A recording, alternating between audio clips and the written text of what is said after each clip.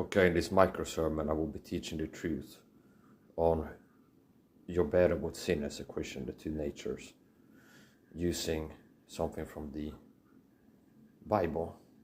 You know how when Esau sold his birthright for one morsel of meat, that has application to you as a Gentile or a Jewish Christian.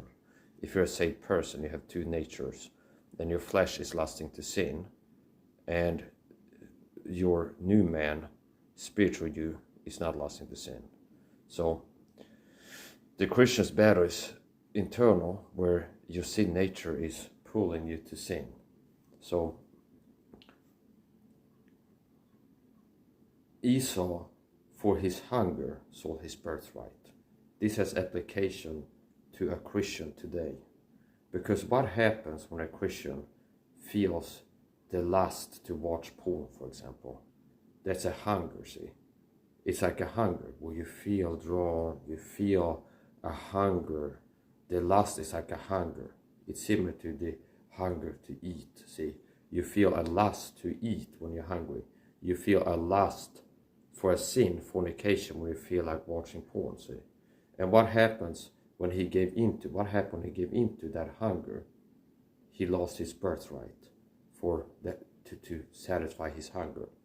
This is what happens to you as a Christian when you feel the hunger, the lust to watch porn or whatever the sin is, get drunk with alcohol. You feel the hunger, to the lust to sin.